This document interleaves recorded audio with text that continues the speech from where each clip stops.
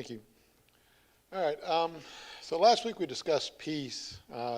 Tonight we're going to talk about the comeback.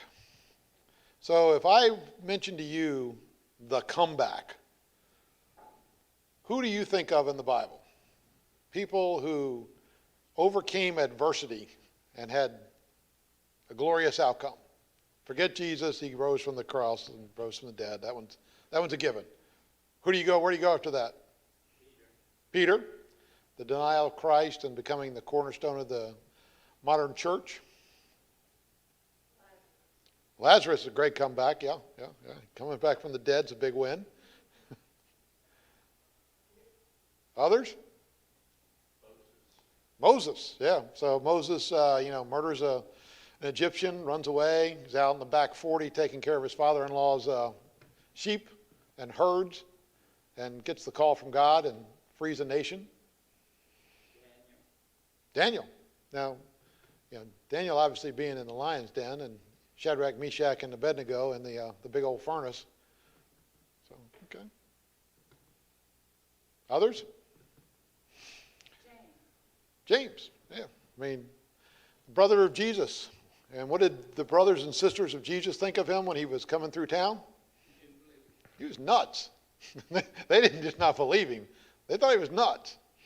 And once again, I always try and put myself in their position. He's our brother. The idea that he thinks he's the Messiah is a little bit hard to take. So. Nobody had a bigger comeback than Paul. Paul? True. So when I was thinking of the lesson, so if you look at life and you think outside the Bible, I mean, one of the funniest stories I ever heard is my cousin in Alabama, Ricky Bradford, is a huge Alabama fan.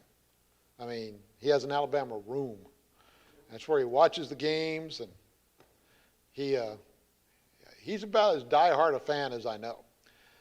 And this is several years after it happens, and Julie and I were down there before the pandemic, and we're sitting in Ricky's Alabama room, and he goes, I hate Auburn. And all of my in-laws went to Auburn. He goes, my son-in-law, my daughter-in-law, my ex-wife, they all went to Auburn. He said, I hate Auburn. There's nothing about Auburn I like. And I said, well, Ricky, you probably should have thought of that before you married. And he goes, I didn't realize it was going to be so traumatic. So his son-in-law, who he gets along with, is a huge Auburn fan. And this really made an impression on Ricky because it ties into the comeback. So the game is tied. There's 1 second left in the game. 1 second left. And so Alabama's tied, so Nick Saban, being the genius he is, decides, all right, I'm going to kick this 55-yard field goal. If I make it, great. If I don't make it, no harm, no foul. Tries the field goal. Auburn catches it in the end zone, runs it 109 yards back. Alabama loses. Somebody says, great game. And so I didn't know where Ricky was going with this. And he goes, but he said, so several days go by. And he said, I'm waiting to hear from all of my in-laws and all the people I hate. And he said, I heard from everybody. But I said, I didn't hear from my son-in-law. And he said, on Thursday, my phone rings.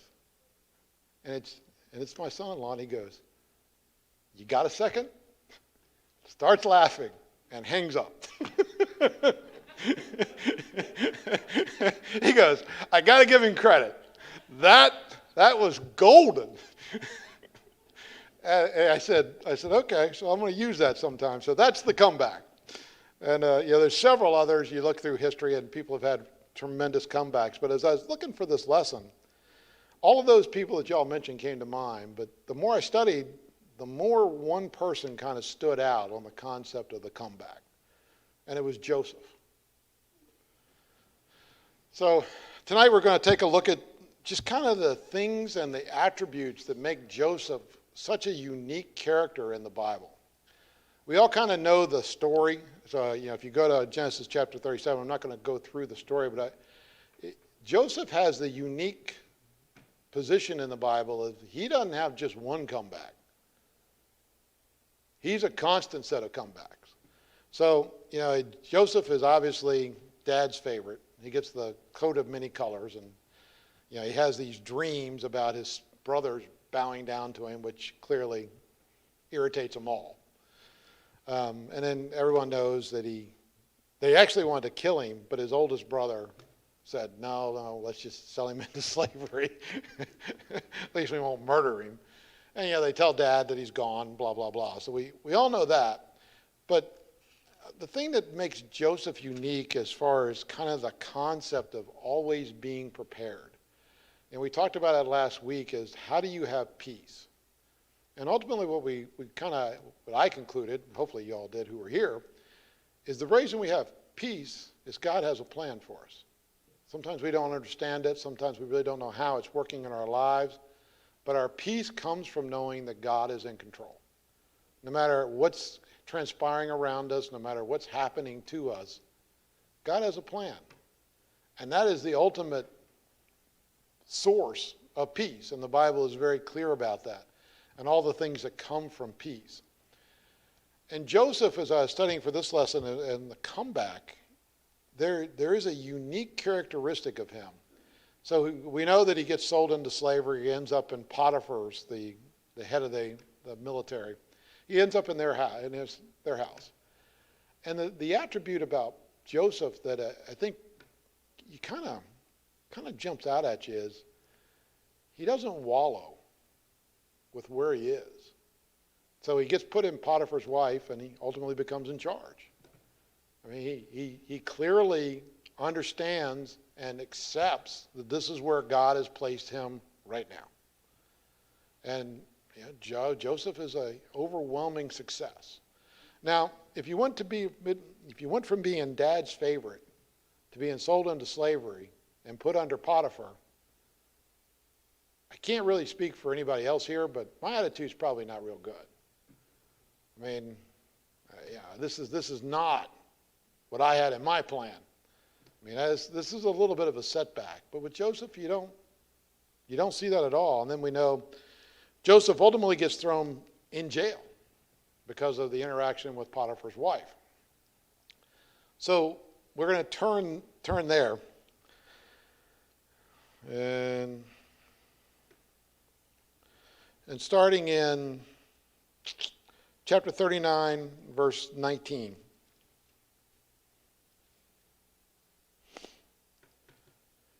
So 39:19, when the master heard the story, his wife told him, saying, "This is how your slave treated me." He burned with anger.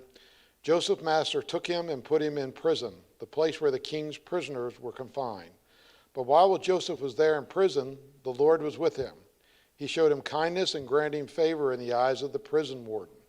So the warden put Joseph in charge of all things held in the prison, and he made him responsible for all that was done there. The warden paid no attention to anything under Joseph's care because the Lord was with Joseph and gave him a success in whatever he did. So, setback number 2. My brothers have sold me off into slavery. I rise to the top of the military man's household. I'm in charge. I get set up. Strike 2. I'm thrown in jail. But the interesting thing it says here is Joseph knows that God is with him. How does he know? And there's no right answer here. How does he know? I mean, life circumstances do not give you the sense that God is with you if those things have happened to you. How does he know?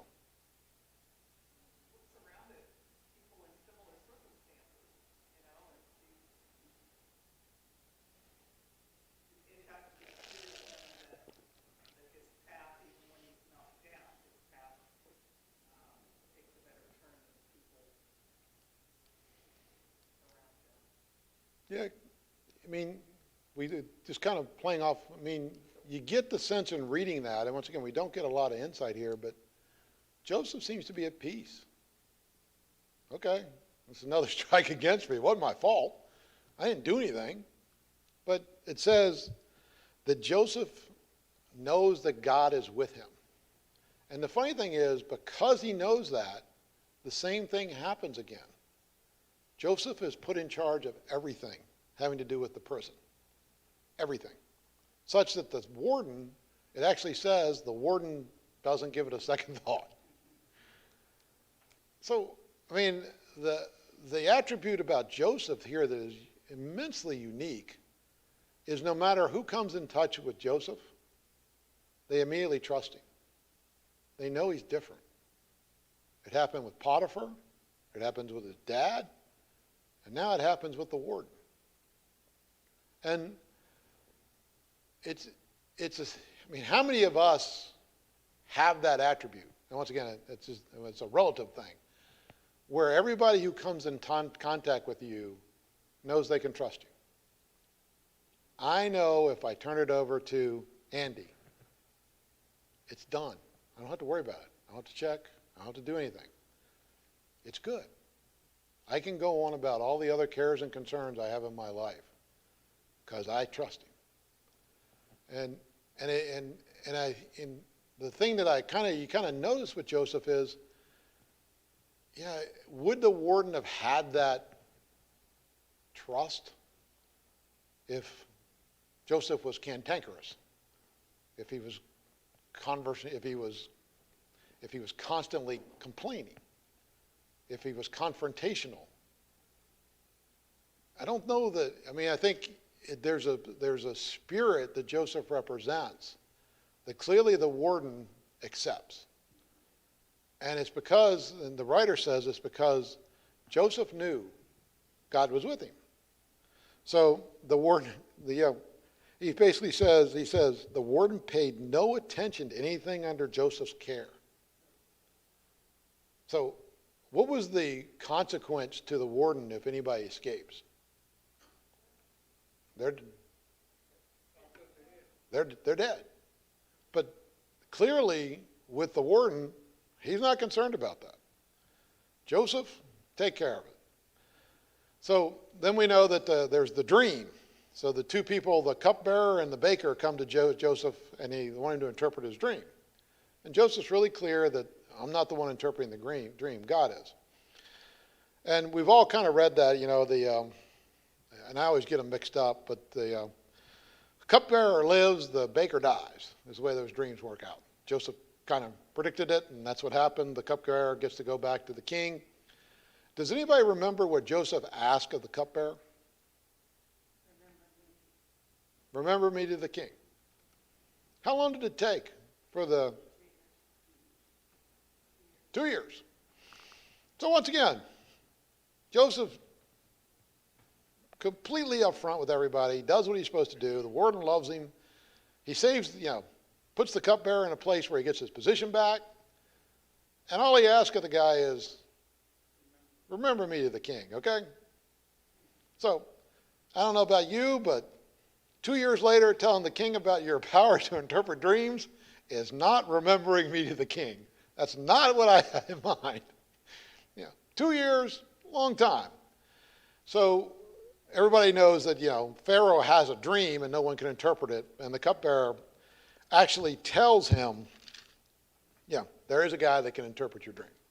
And as we all know, Joseph does, and as we all know, he becomes the number 2 guy in all of Egypt.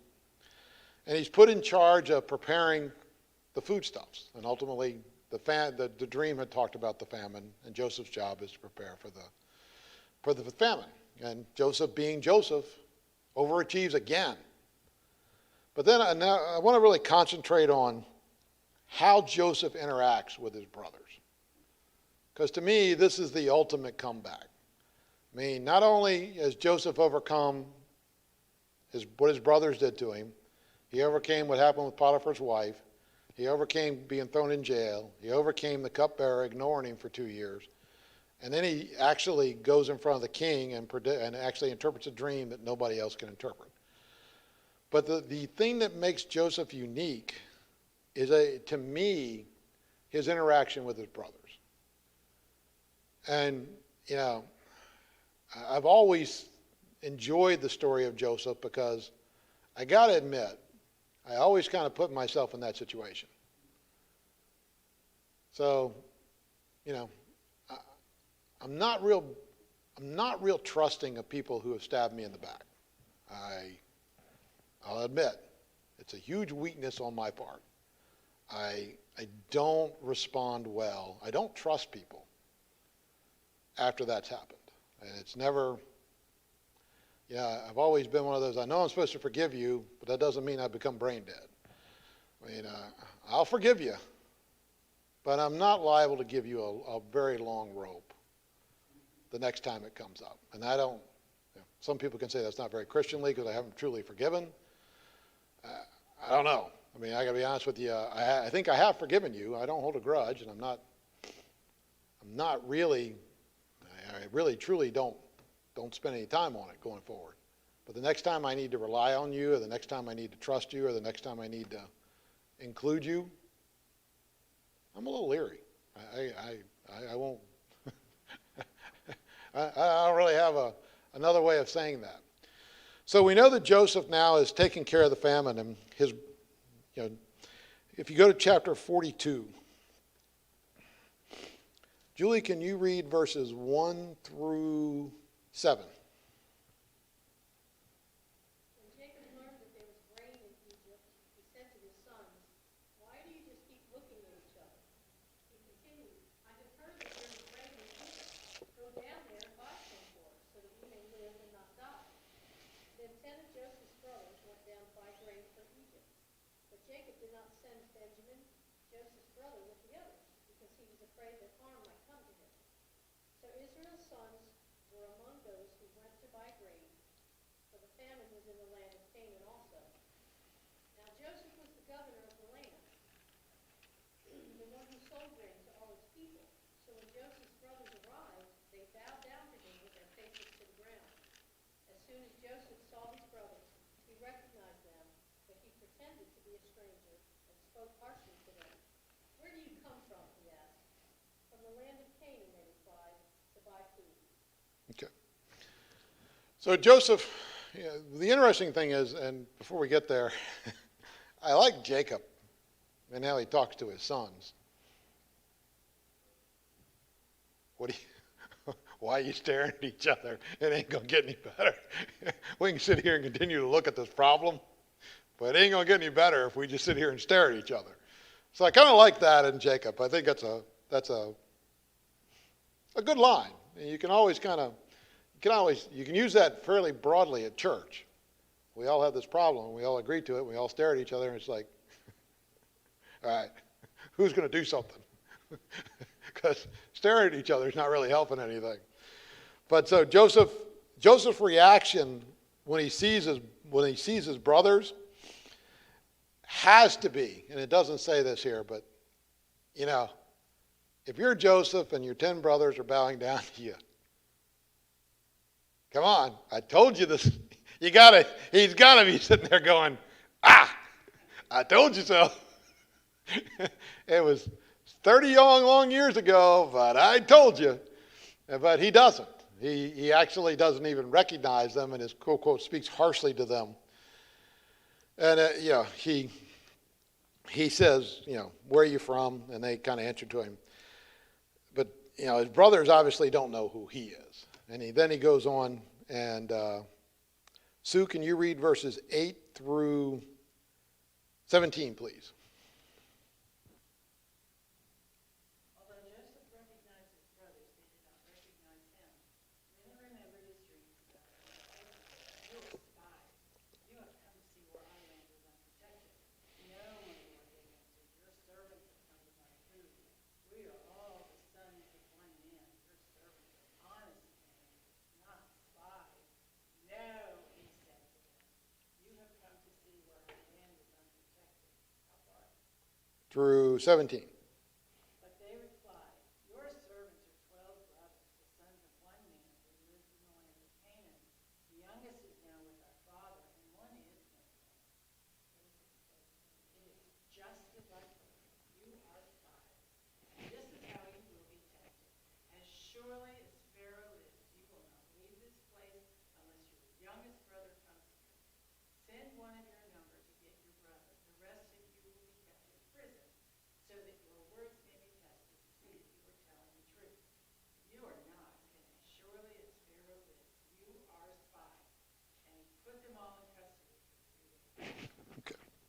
So, yeah, it's kind of an interesting process that Joseph is going through here.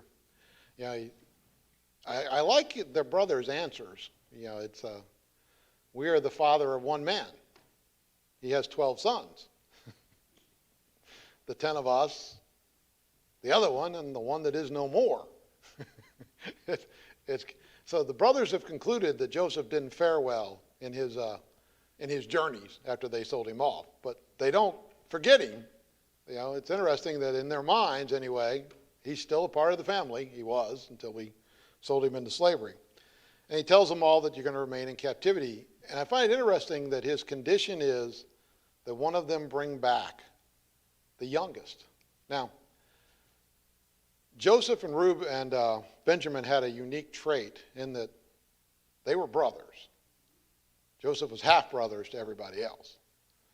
So it's interesting that Dad has protected. He thought Joseph was the best, but on this journey, he's protecting Joseph's brother, Benjamin. The others are kind of in a separate category. But he loved Joseph, and he clearly loves Benjamin. But he has love for the other 10, but it's clearly a little bit different. So as we go on there, Marshall, you ready? 18 to 26. 27? Okay. That'll work. On the third day, Joseph said to them, "Do this and you will live, for I fear God.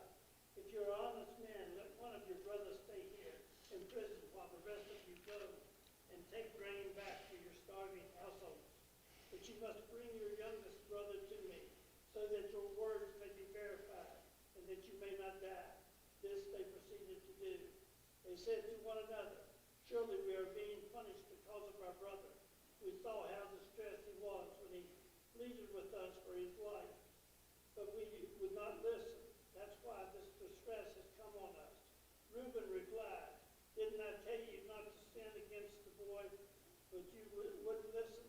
Now we must give an accounting for his blood." They did not realize that Joseph could understand them, since he was using an interpreter. He turned away from them and began to weep. But then they came back and spoke to them again.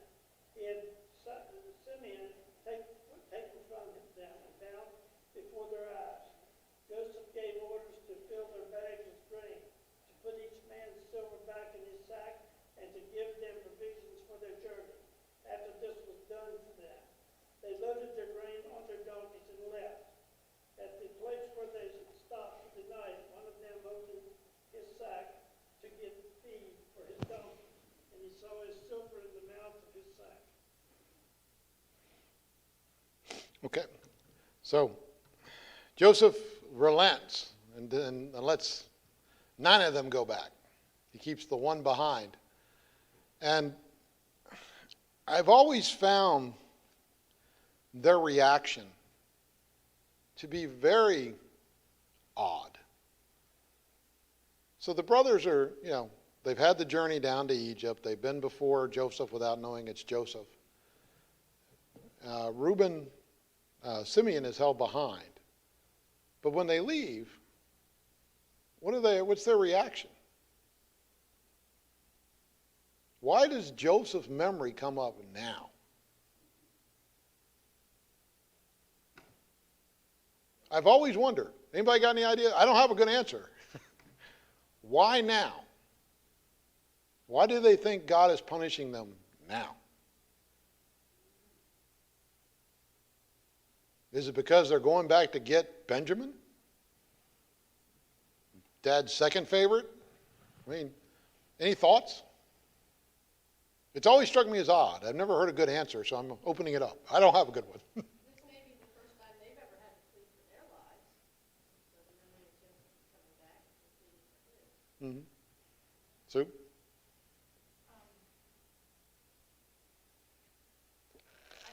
don't know how Jacob ever treated them Yeah. when they came back with the glacier. Right. And I've always taken where it says he didn't really trust them Sure. And he really puts up a fuss. Yep. It's okay, Simeon can sit in prison, but you're not taking, listen, these were Rachel's children. Rachel is the one he loved. Right. And they were more precious to him than anything. So how had he been treating Benjamin? Had he been completely protected all this time? I suspect that in spite of all the years that have gone by, I think Joseph is 30 years old when he becomes second to death. Right. It's been about 13 years. Yeah. And then however long after that, that they go to get grain. So in all that time, it's very possible that Jacob hasn't really trusted him. Could be. Yeah. It's always been kind of there in the background, you know, the elephant in the closet. Mm-hmm. Yep. And all of us have this person, though. The guy that kills me, though, is Reuben. I told you not to hurt him. All right, sport. No offense, you didn't kill him, but you did sell him into slavery. So you might, you're not the hero in this little drama. But Reuben's like, I told you not to bother him. I told you. And so the funny thing is, and Joseph obviously has a reason for doing this. And obviously it has symbology for later on in life with Christ. But I like their reaction when they see the silver in the sack. So their view is God's messing with us because this is the money we got for selling Joseph. So, you know, it's interesting their reaction to the silver being, because when I first read it, you know, and even now when I read it, I'm always curious why he's putting silver in the sack. I don't get it. But, you know, if you look through history and Christ and the silver and Judas and blah, blah, blah. But obviously, you know, they got paid for selling Joseph. And their reaction is, you know, what is this that the Lord has done to us? I mean, so they clearly view this as being symbolic of the money they got for selling Joseph. So now it gets really bad. So they get back and they've got to tell Jacob what's going on.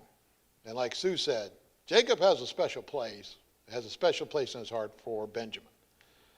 And so now the 10 of them have to explain to Dad, well, Simeon's in jail and going to stay there unless we take precious Benjamin back to Egypt. Are you okay with that, Dad? Not the best place for the 9 to be. So, You think Jacob might have got a message, a divine message there?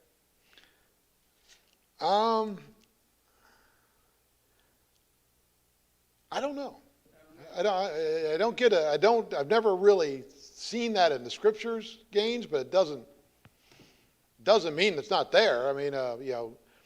Whenever I read that, I always felt like it was a mighty good thing for a 30-year-old man. Oh yeah.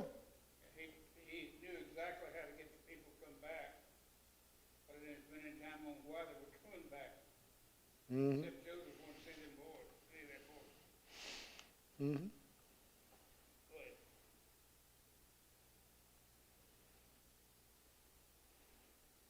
Okay. So they come back and they tell Jacob what the conditions are that Joseph has laid down. And I've always found verse 36 to kind of, and I really hadn't thought of it the way Sue just presented it, but Jacob's response here is very clear. Their father Jacob said to them, you have deprived me of my children. Joseph is no more, Simeon is no more, and now you want to take Benjamin. Every one of you is against me. So, if Sue's right and the relationship wasn't good before, Dad's definitely not happy now. Isn't this after Reuben has had an affair with one of the maidservants? Yeah, you got the whole Tamar and No, not Tamar. Zilpah. I don't remember that. I did. One of the, not, I don't remember which maidservant it was, but he slept with her. Okay. And that puts Reuben forever in the dark. Okay. Don't remember that, but I'll check. anybody else remember that? Okay, everybody else is shaking their head. Andy's shaking his head. Janet's shaking her head. I just don't remember it, but you're right. So, Because in that culture, that wasn't just, oh, they had an affair. That was a statement that he was making, challenging his father's authority. By this time, Jacob is old, and as the eldest, he kind of trying to throw down the gauntlet, like, And it plays out when Reuben is, you can have my two sons, you can kill anything you want. Jacob would have none of it. Later on, Reuben came on with the stuff. Judah was the dominant. Oh, well, Judah is okay. I'll do it because Judah is putting in your picking. okay. So, Reuben finally gets Dad to agree because he says, if I don't come back, you can have my two sons. You can kill my two sons. And even then, Jacob's just not happy. Just finds the whole thing to be unacceptable. And then as Sue says, then Judah says to him, the man warned us solemnly, you will not see my face again unless your brother is with you.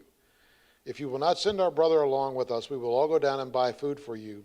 But if you will not send him, we will not go down, because the man said to us, you will not see my face again unless my brother is with you, unless your brother is with you. So Jacob is finally going to concede. And so we go on to verse 19 of chapter 43. I'm sorry, verse 7. So they arrived back, and then verse 17 of chapter 43. The men did as Joseph told them and took the men to Joseph's house. The men were frightened because they were taken to his house. They thought, we were brought here because of the silver that was brought back into our sacks the first time. He wants to attack us and overpower us and seize us as slaves and take our donkeys. So they went up to Joseph's steward's head, spoke to him at the entrance of the house. Please, sir, we came down here the first time to buy food. But at the place where we stopped for the night, we opened our sacks, and each of us found silver, the exact weight in the mouth of his sack. So we have brought it back with us. Now we have also brought back additional silver with us to buy food. We don't know who put our silver in our sacks. It's all right, he said. Don't be afraid. Your God and the God of your fathers has given your treasure in your sacks. I received your silver. Then he brought out Simeon to them. So there's this whole conversation going on that is kind of strange. Joseph's steward's having this conversation with them and kind of telling them, okay, well, let me back up. What does Joseph's steward know about God? He knows a lot if he's been around Joseph. Yeah, I mean, the average understanding of God for an Egyptian is 0. Okay? But somehow the steward is having a conversation with the brothers about their God. So, once again, this is me probably adding stuff that doesn't belong there.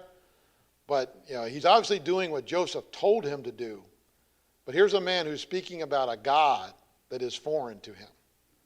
He's not the God of Israel. He's the God of Israel. He's not the God of the Egyptians. So the steward took them and put them in Joseph's house and gave them water to wash their feet and provided fodder for their donkeys. Then we see where Joseph comes in the house and they present the gifts to him. And then he asked this question, how is your aged father you told me about? Is he still living? And so from Joseph's perspective, you're now starting to see kind of the ice melt away. You notice he didn't ask about their dad the first time he was down there. Always struck me as odd that he asked for Benjamin to come back, but he never asked about Dad. So, it's always struck me as strange. Obviously he's not letting his brothers know who he is, but yet he really doesn't make any inquiries about how things are back at home. I mean, you can do that without giving away who you are. How bad are things in the country? You say your father had 12 kids, one of them's gone. what's your dad up to? What's he do? Why isn't he here? Blah, blah, blah. But he doesn't ask that.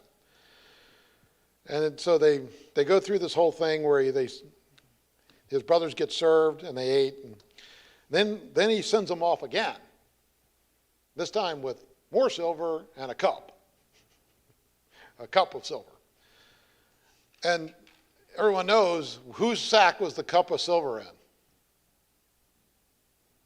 Benjamin. Where does Benjamin end up going? Back to Joseph. So they go through that, and then they go, so Joseph was, verse 14 of chapter 44. Joseph was still in the house when Judah and his brothers came in, and they threw themselves on the ground before Joseph and said, Joseph said to them, what is it you have done? Don't you know that a man like me can have figures things out by divination? I didn't say that word properly, but close enough. What can we say to my Lord? Judas replied. What can we say? How can we prove our innocence? God has uncovered your servant's guilt. We are now my Lord's slaves, we ourselves and the ones who were found to have the cup. And Joseph says to them, far be it from me to do such a thing. Only a man who has found to have the cup will become my slave. The rest of you go back to your father in peace. Okay, now, we haven't seen a real vengeful side of Joseph yet, but now we see it. I mean, let's be honest. The 9 brothers who are going back to see Judah without Benjamin, how long a journey is that?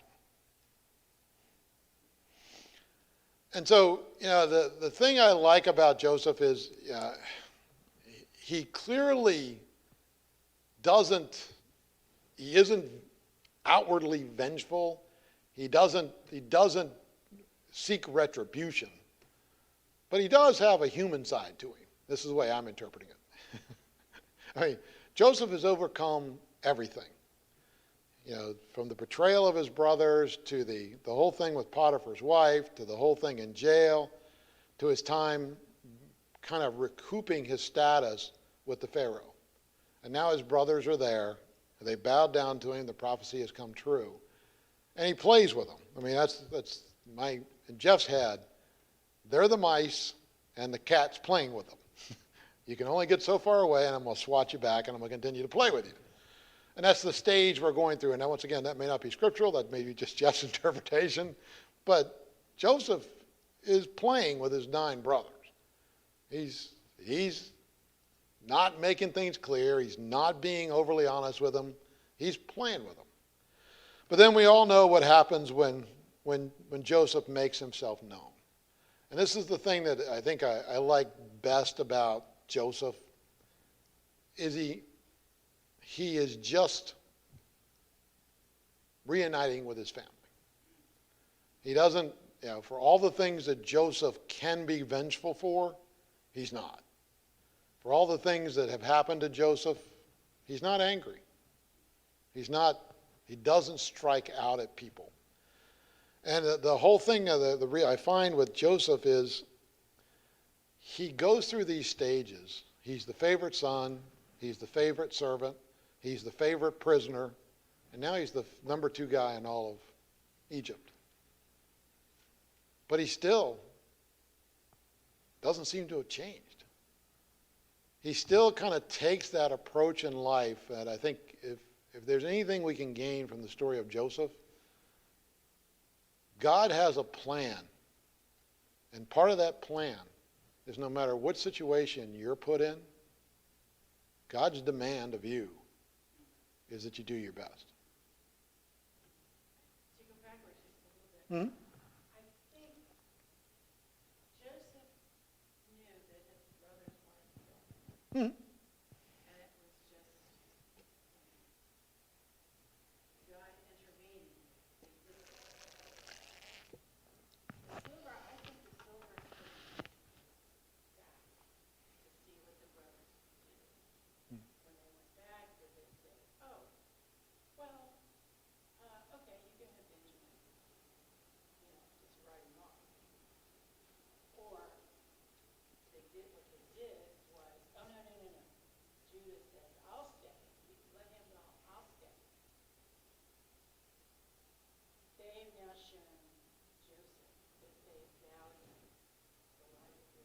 Mhm. the problem.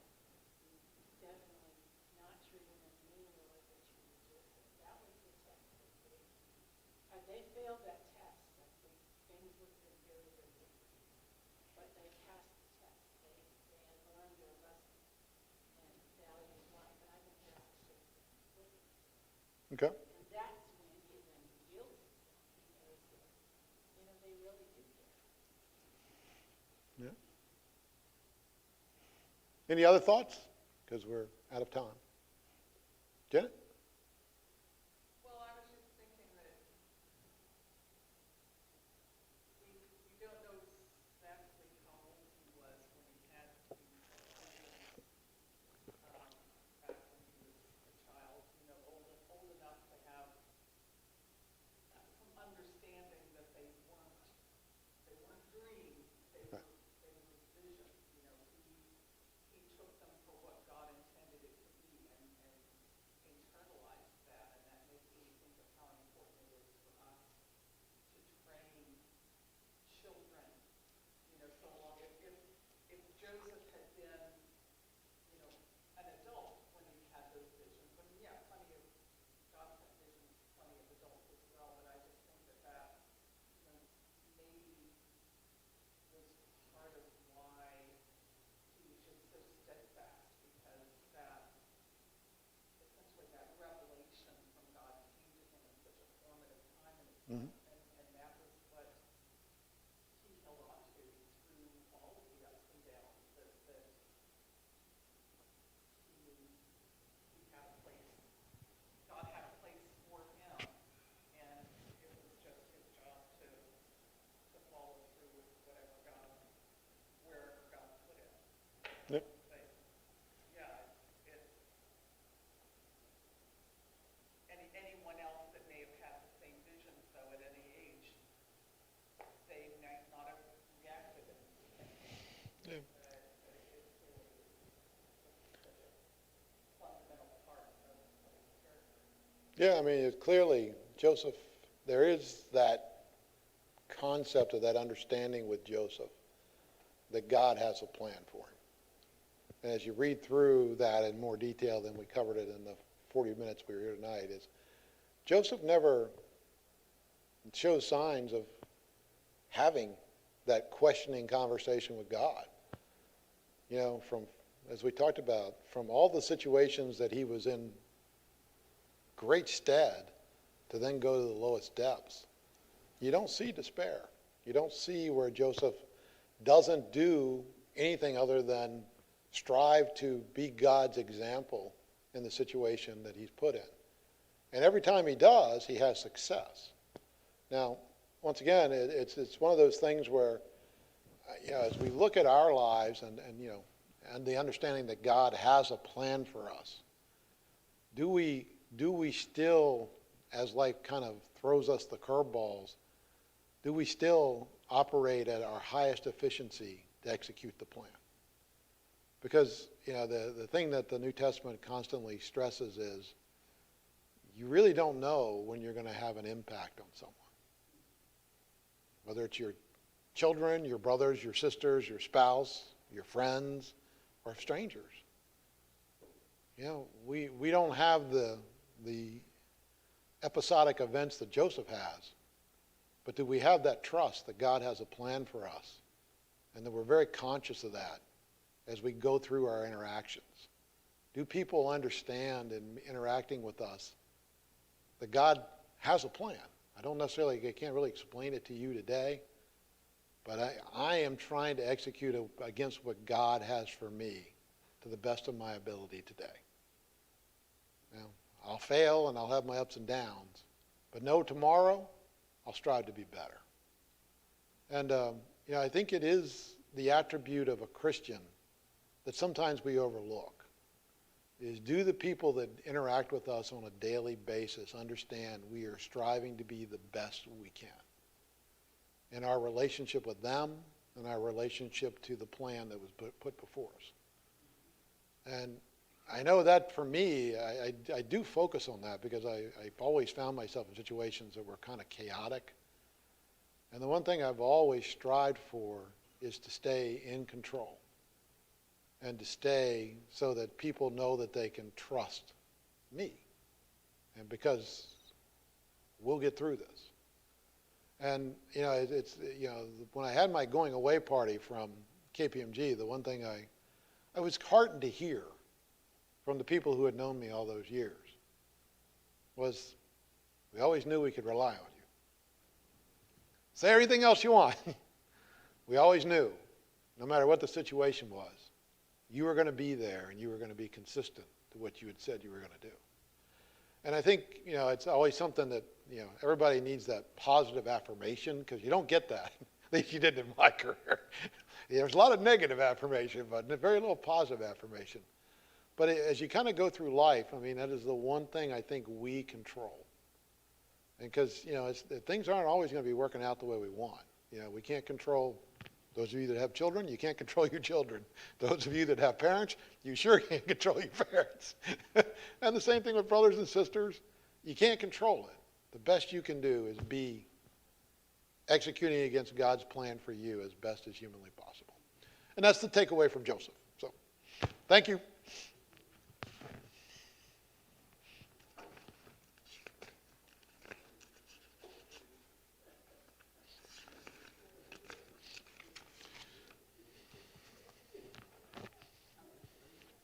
Janet and Kelly.